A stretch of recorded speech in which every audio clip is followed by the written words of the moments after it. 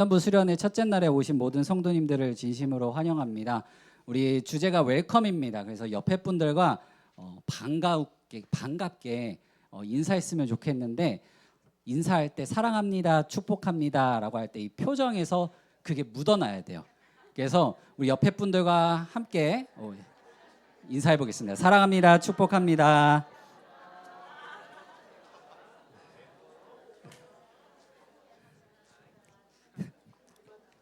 어떤 분은 인사하기 전에 치아 상태 빠르게 확인하시더라고요. 네, 우리 청년부 수련회 첫째 날 집회에 오신 모든 성도님들을 주님의 이름으로 환영합니다. 웰컴이라는 주제로 우리가 말씀을 같이 나눠보도록 하겠습니다. 우리 히브리서 13장 1절에서 2절까지의 말씀을 읽었는데 같이 한 번 더 읽도록 하겠습니다. 시작. 형제 사랑하기를 계속하고 손님 대접하기를 잊지 말라. 이로써 부지 중에 천사들을 대접한 이들이 있었느니라. 아멘. 네. 이 웰컴이라는 주제로 우리가 이 수련회를 이 청년부 임원들과 함께 준비해 왔습니다. 우리가 이 진심으로 뭔가 환영을 한다라고 하는 것은 이 상대방을 향한 이 귀한 마음과 또한 열린 마음을 가지고서 이 안에서부터 우러나오는 사랑을 표현하는 것입니다. 그래서 이 기쁜 마음으로 인사하는 게 무엇보다도 교회 안에서 더 특별한 의미를 지니고 있습니다.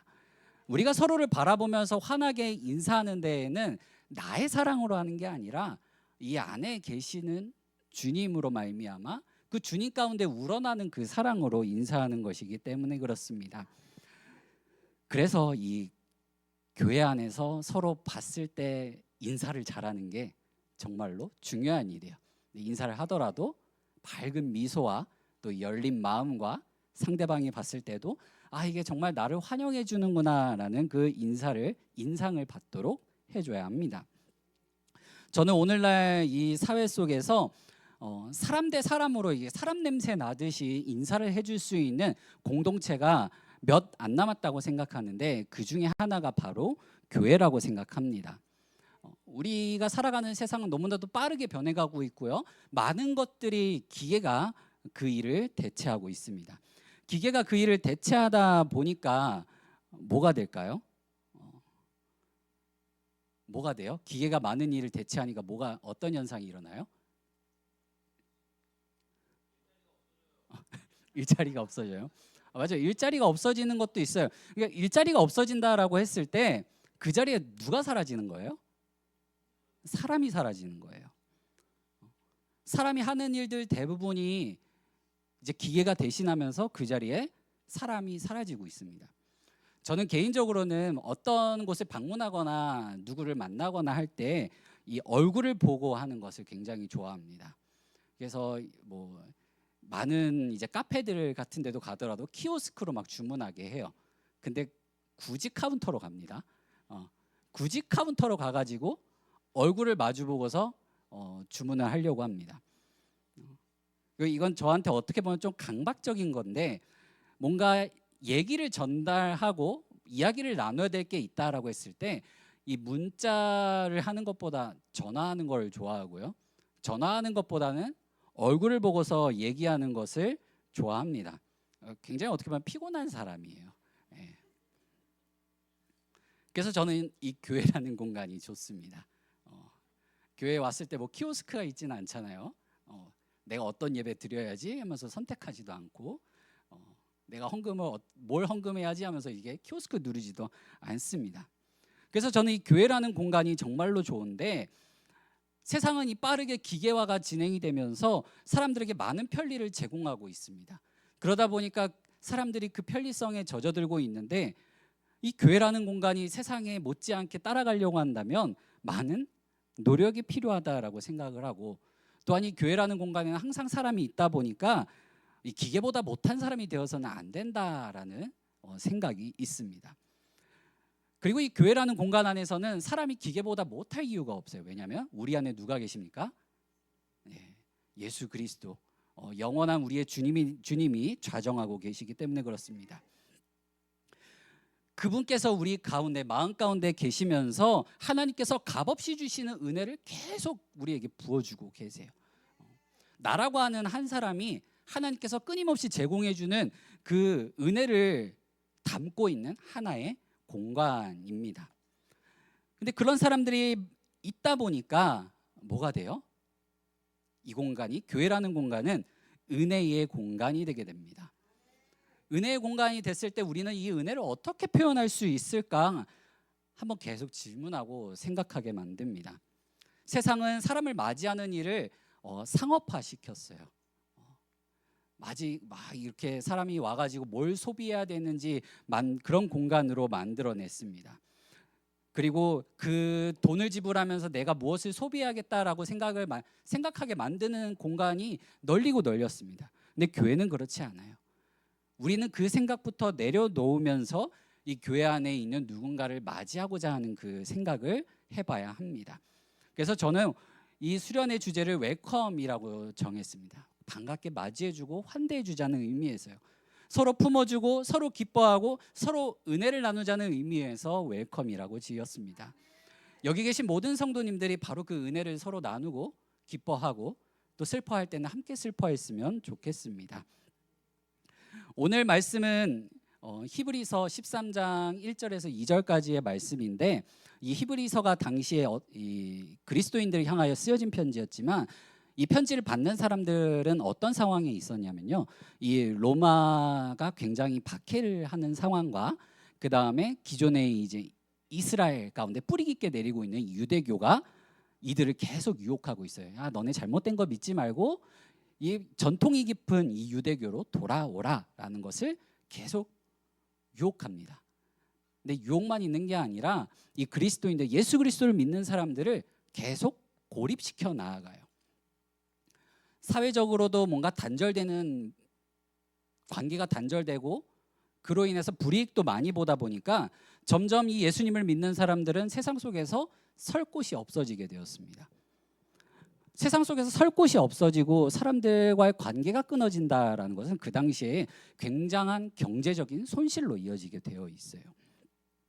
그러니까 이 당시 이 히브리서의 편지를 받는 당시 그리스도인들 입장에서는 굉장한 이 경제적인 어려움, 현실적인 어려움을 겪고 있는 상황이었습니다. 하지만 이 구약 성경에서부터 계속된 하나님의 뜻은 무엇이냐면 내 이웃을 내 몸과 같이 사랑하라, 그리고 나그네를 돌보아라, 과부와 고아를 돌보아라라는 거예요.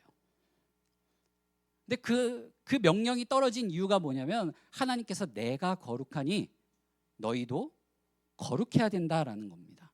이게 바로 교회에 몸담고 있는 그리스도인들의 정체성이에요. 언약적 정체성입니다. 희생과 헌신의 문을 열어놓는 것이 바로 우리의 정체성이라는 거예요. 하지만 어떻습니까? 현실이 녹록치 않으면은 우리의 마음의 여유도 없어집니다. 마음이 좁아져요. 그리고 다른 일을 돌아볼 여력이 안 생겨요. 그리고 이거는 우리가 희생과 헌신을 하는데 더할 나위 없는 좋은 핑곗거리가 되어서 헌신과 희생을 하지 않는 것이 굉장히 타당해 보입니다. 그러나 히브리서 저자는 얘기합니다.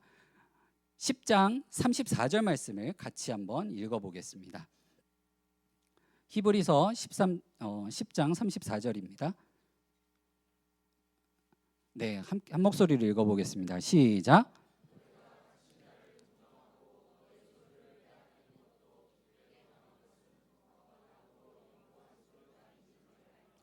아멘. 다른 사람들이 이렇게 섬기는 게, 내가 희생하고 헌신하면서 섬기는 게 나에게 경제적인 어려움, 현실적인 어려움을 가져다 준다고 해도 그 일을 기쁘게 여길 이유가 있다고 말하는데, 그 이유가 뭐냐면 영구한 소유가 있는 줄 알라는 것이에요. 우리에게는 영원한 상급이 있습니다. 오늘 본문 말씀은 그런 어려운 상황 속에서도 우리가 움츠리지 말고 계속되는 사랑의 문을 열어놓으라는 겁니다. 그러니까 이 문을 열었다 닫았다는 게 아니라 계속 열어두라는 거예요. 오늘 본문 말씀은 다른 이를 향한 사랑, 형제 사랑이라는 이 현상 유지에만 만족하지 말라라고 하고요, 이 문을 확장시키라고 명령하고 있습니다. 그러니까 우리 공동체 안에서만 이 형제 사랑을 실천하는 것이 아니라 이 형제 사랑을 세상으로 뻗쳐나가라고 명령하고 있습니다. 이 문을 확장시켜 나아가려면 뭐가 필요하냐면 우리가 하나님 나라의 백성으로서 이 세상을 살아가고 있다라는 정체성과 믿음의 담대함이 필요합니다. 성경에서 말하고 있는 이 환대, 우리 쉽게 그냥 영어로 말하면 웰컴, 누군가를 기쁘게 맞이해주는 이 환대는 그냥 우리가 사회생활하는데 필요한 에티켓이 아닙니다. 성경에서 말하는 환대는 우리가 세상 속에서 그리스도인으로서 드러내야 하는 정체성이자 그리고 우리가 그리스도인이라는 것을 세상 가운데 나타낼 수 있는 구체적인 실천 사항이에요. 그리고 그게 우리의 사명이자 사역이 되어야 합니다. 우리는 그게 바로 그리스도인의 정체성이라는 사실을 잘 알고 또 말씀을 통해서 숱하게 배워왔어요. 우리 개회 예배 때에 드린 우리 청년들은 정답을 알고 있겠지만 제가 이 시간에 한 번 더 여러분들에게 물어보고 싶은 게 있습니다. 우리는 내 이웃을 내 몸과 같이 사랑하라는 말씀을 너무 잘 알고 있죠. 다 잘 알고 있으리라 생각합니다. 근데 이 말씀은 구약에서부터 선포된 말씀인데 우리가 너무나도 잘 아는 이 말씀이니 이 구약 성경에 몇 번 언급되었을까요? 내 이웃을 내 몸과 같이 사랑하라는 이 하나님의 명령이 구약 성경에 몇 번 언급되었을까요?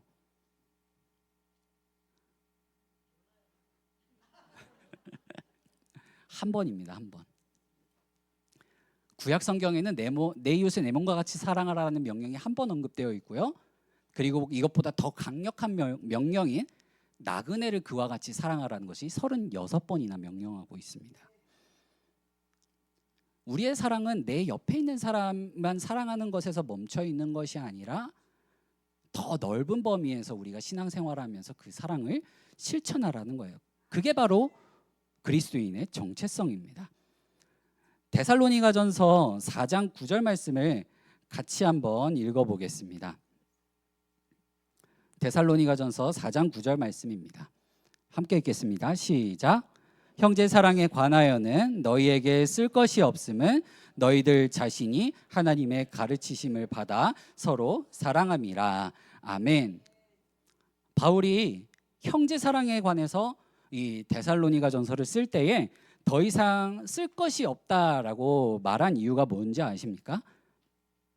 방금 읽은 이 말씀에는 너희들이 하나님의 가르치심을 받아 서로 사랑했다라고 전하고 있어요.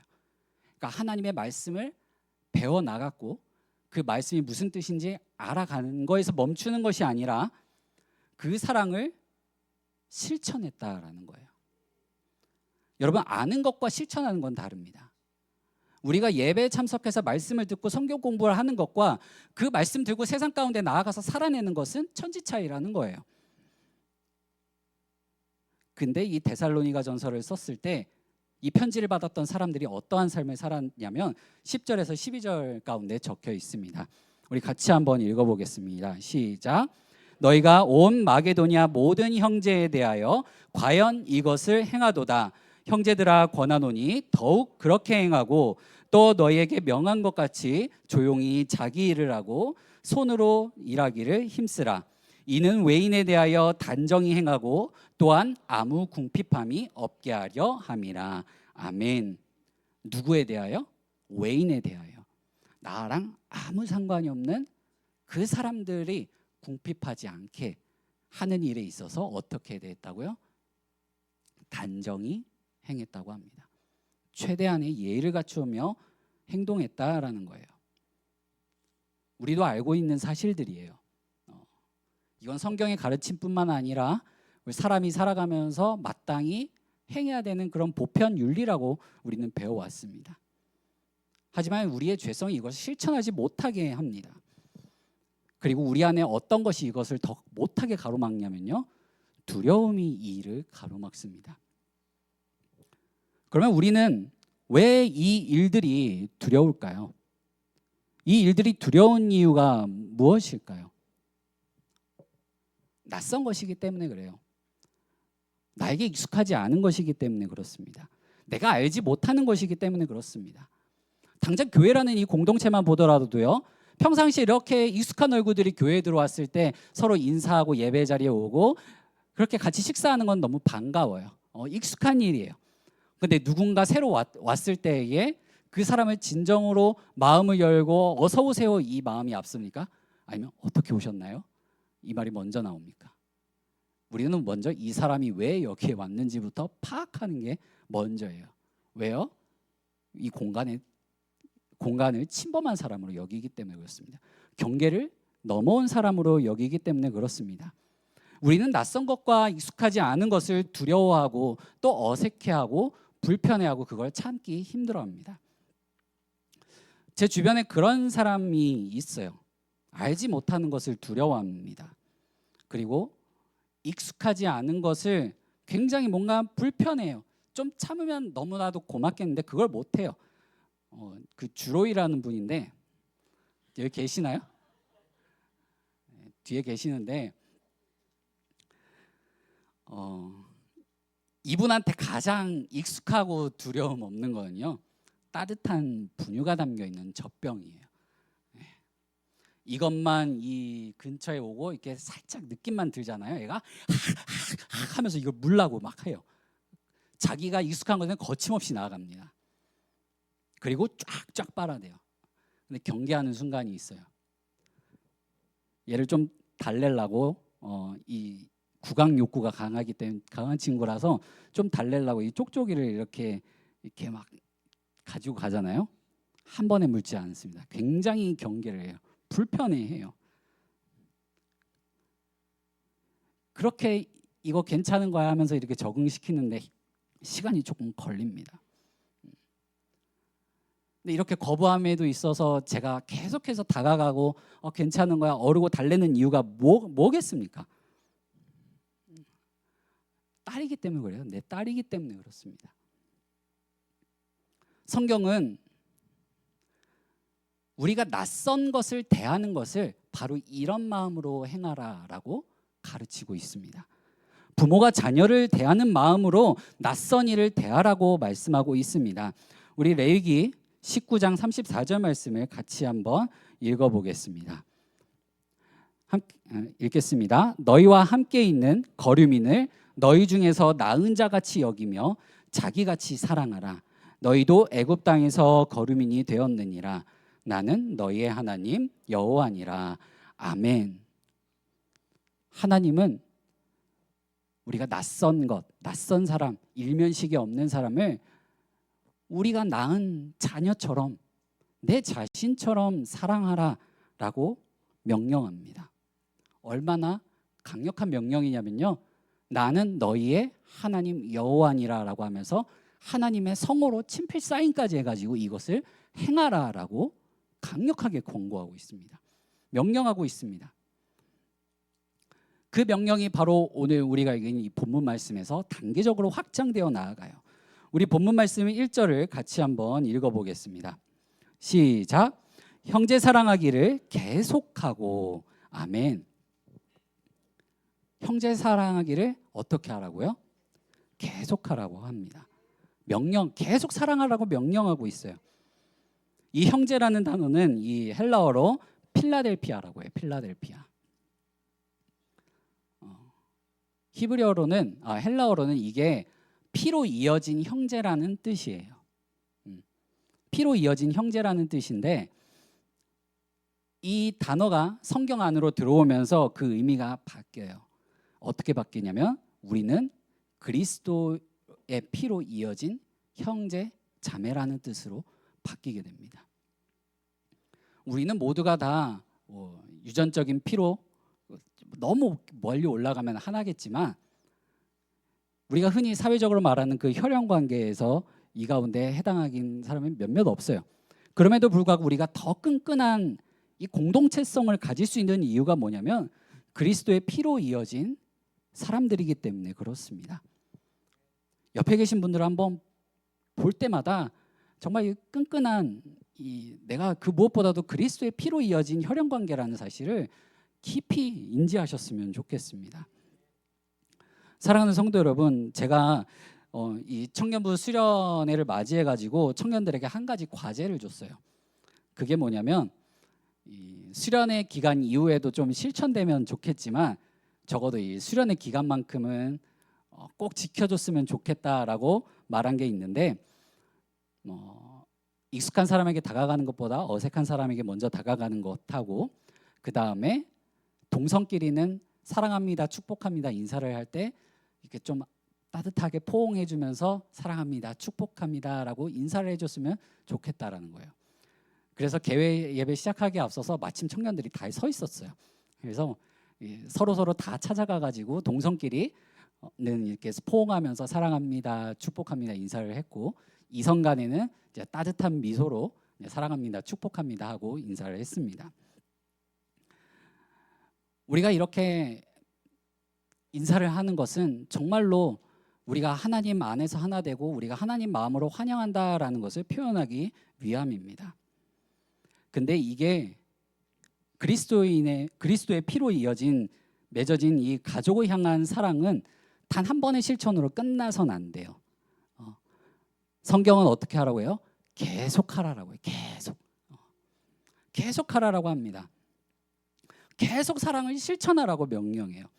이 사랑이라고 하는 것은요, 가만히 두면 식어버립니다. 그래서 의지적으로 계속해서 이 사랑을 표현하고 표현하기 위한 실천을 해야 되고, 이 사랑이 계속해서 나의 삶과 상대방의 삶에 머물도록 계속되는 이 움직임이 있어야 돼요. 한마디로 사랑의 관성을 유지해야 된다라는 것입니다. 이 사랑의 관성을 계속 유지하는 것은 어떻게 보면은 계속 불타오르는 장작과 같아요. 이 장작불이 계속 불타오르려면 어떻게 해야 될까요? 계속 불타오르게 하려면 어떻게 해야 돼요? 맞아요. 장작을 계속 넣어야 돼요. 여러분들에게 장작은 무엇입니까? 여러분들이 계속 불어넣어야 되는 이 사랑의 장작은 무엇일까요? 그리고 우리는 그 땔감을 어디서 얻어올 수 있어요? 말씀. 요한복음 15장 4절 말씀을 같이 한번 읽어보겠습니다. 내 안에 거하라, 나도 너희 안에 거하리라. 가지가 포도나무에 붙어있지 아니하면 스스로 열매를 맺을 수 없음 같이 너희도 내 안에 있지 아니하면 그러하리라. 아멘. 우리는 예수님 안에서 그 사랑을 공급받을 수 있습니다. 우리의 힘으로 사랑하는 데에는 힘이 다해요. 그 힘이 다할 수밖에 없어요. 또 우리의 힘으로 사랑하는 일은요, 감정이 흔들리고 또 상처받고 시험에 들고 유혹에 빠지면 이 사랑이라고 하는 것을 실천하는데 어려움을 겪게 됩니다. 근데 오늘 본문 말씀, 아까 우리가 읽었던 히브리서 10장 34절 말씀 뭐라고 합니까? 그런 상황에서도 사랑을 실천하라라고 해요. 그 사랑이 식지 않도록 유지하라라고 합니다. 그리고 더 확장시키라고 명령해요. 더 강하게 사랑하라라고 합니다.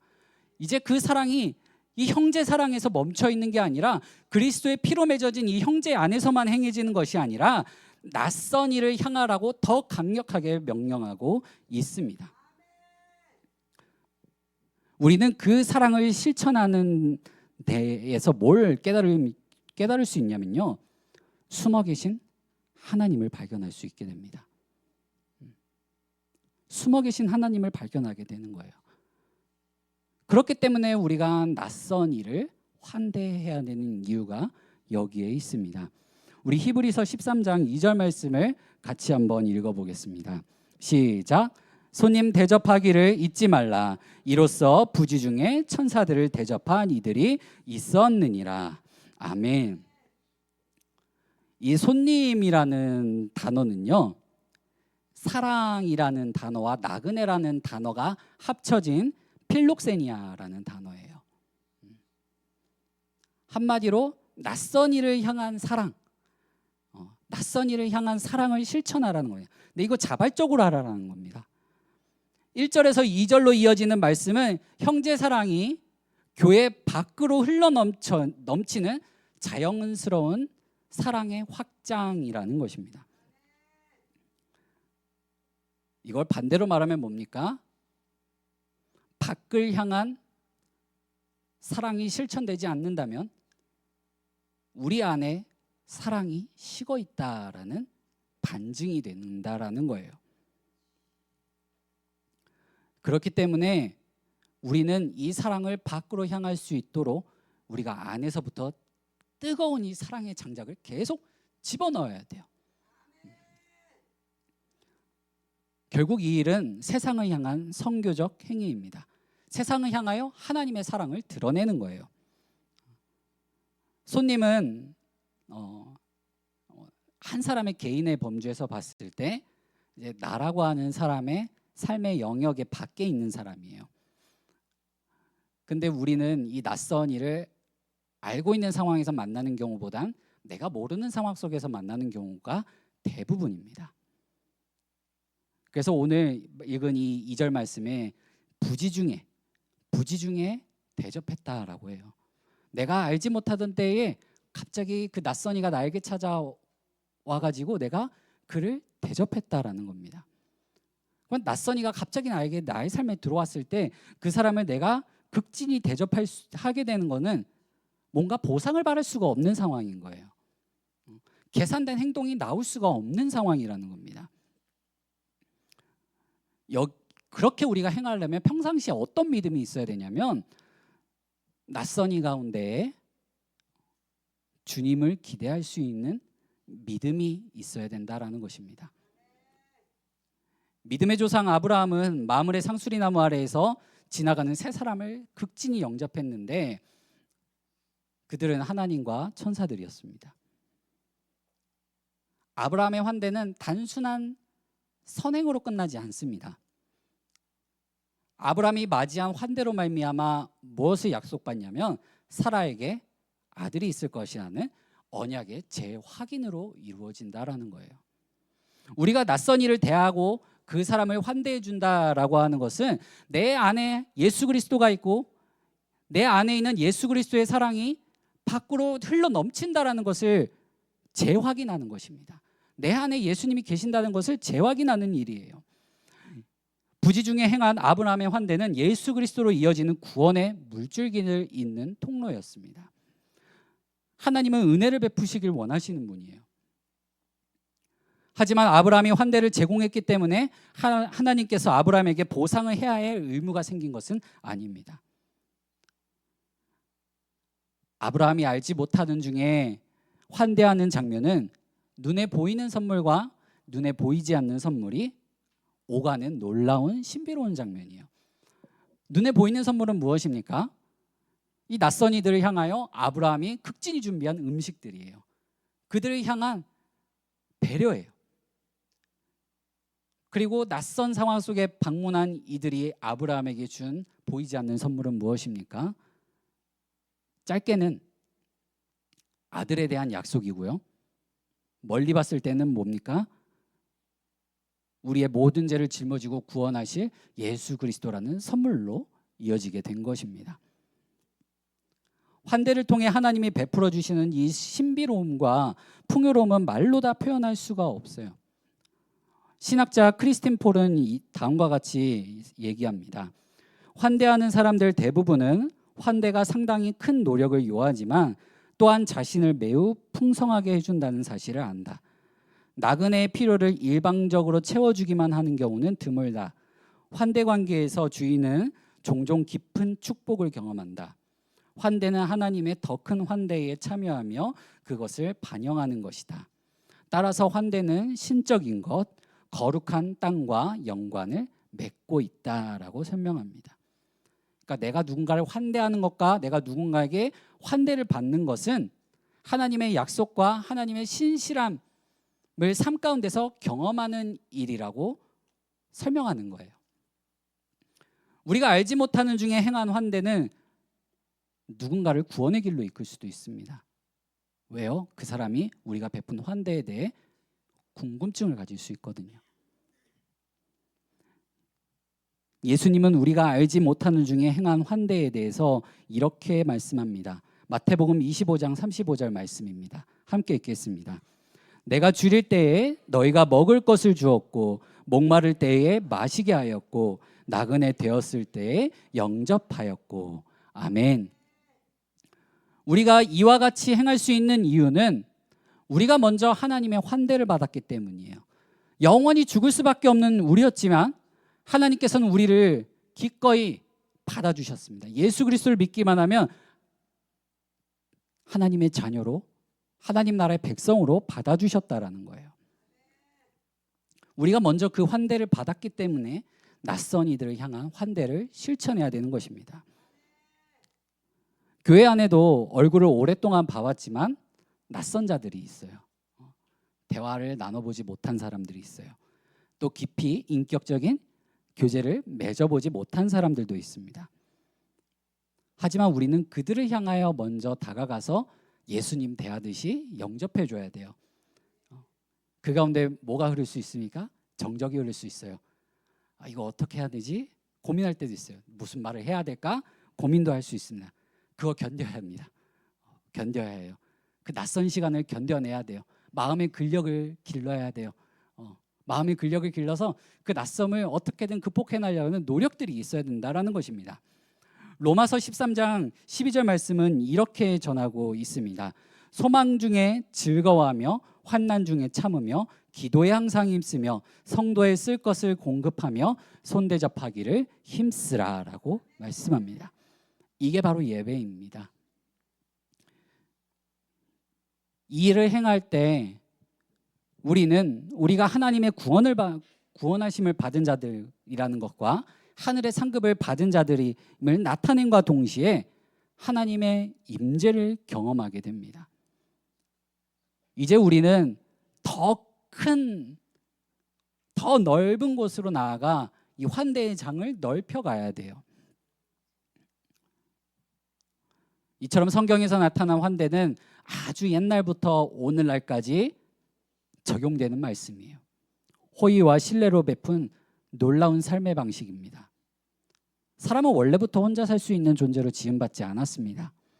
그래서 더불어 살아가요. 그 더불어 살아가다 보니까 뭐가 생깁니까? 사람들이 모여 사는 공간이 생기고요. 그곳에는 문화가 형성되고요. 생각이 자리 잡게 되고 또한 그것들이 이제 뭉쳐지게 되면 정체성이라는 것이 생겨납니다. 그 정체성에 의해서 우리 삶에 경계가 생겨나게 돼요. 경계.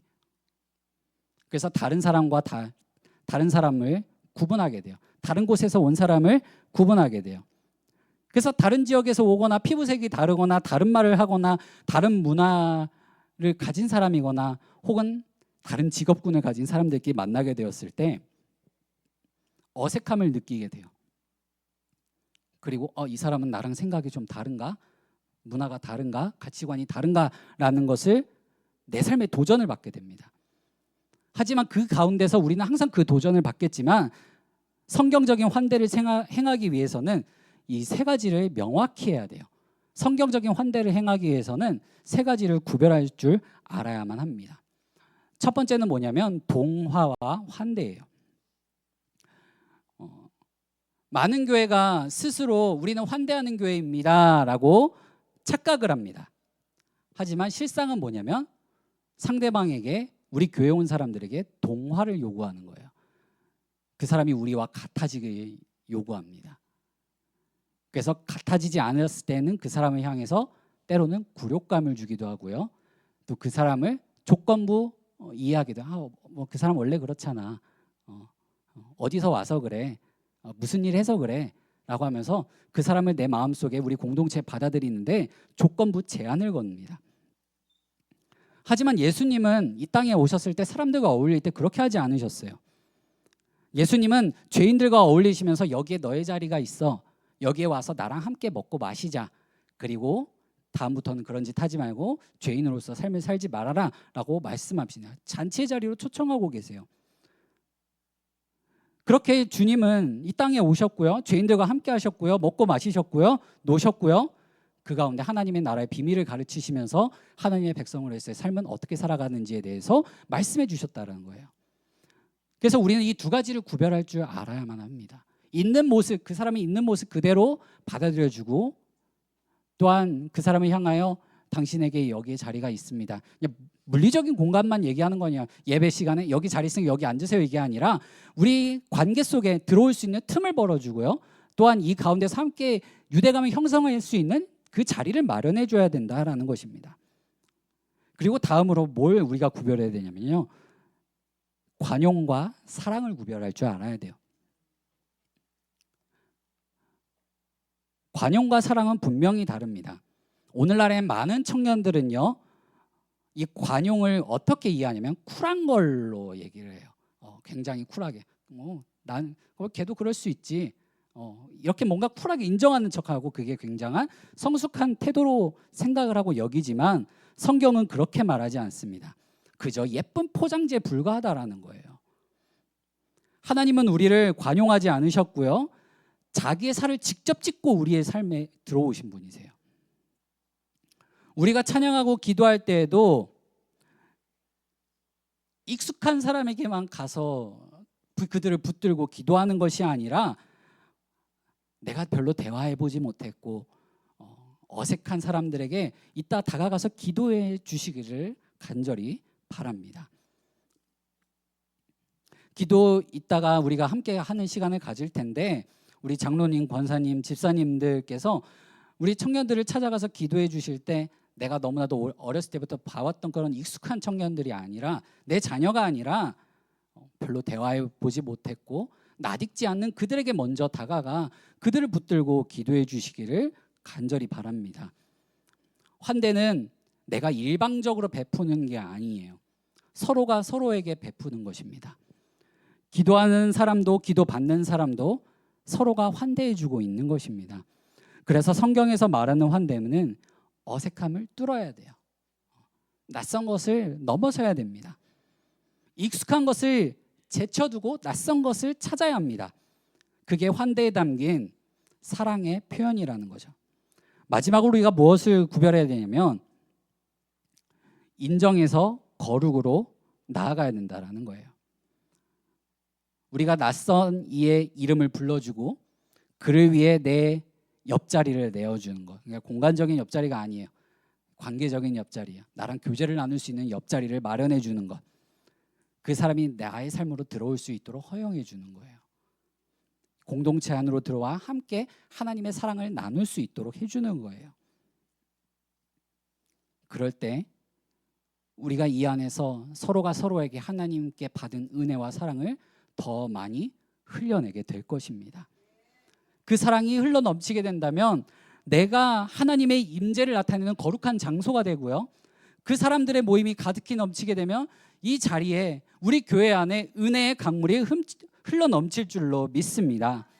사랑하는 성도 여러분, 하나님은 죄인인 우리를 그분의 식탁으로 초대해 주셨어요. 잔치자리로 불러주셨습니다. 그리고 이 은혜를 입은 우리는 이제 나의 삶과 나의 공동체와 우리가 섬기고 있는 교회 안에서 환대의 문을 열고서 그 사랑을 흘러내야 됩니다.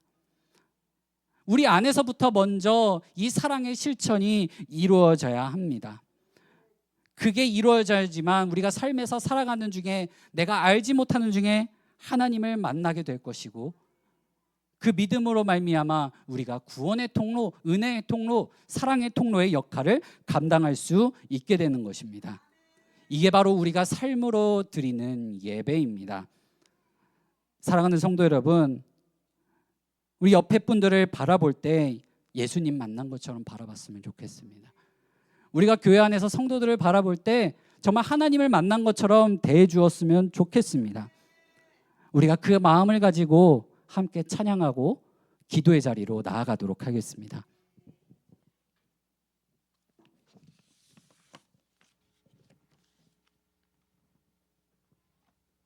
이 시간 찬양하실 때 우리가 그렇게 찬양하고 그렇게 기도하고 그렇게 다른 이를 환대하기 위해서는 무엇보다도 믿음이 필요합니다.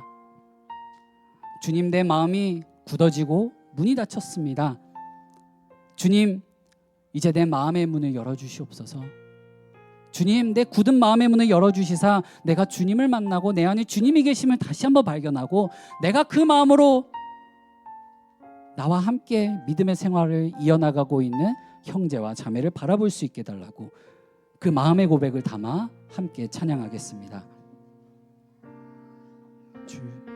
주님, 제 마음이 너무 둔해서 주님을 볼 수 없습니다.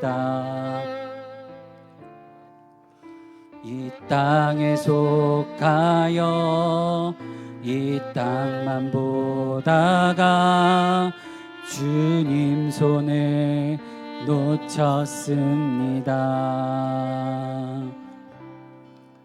나는 나그네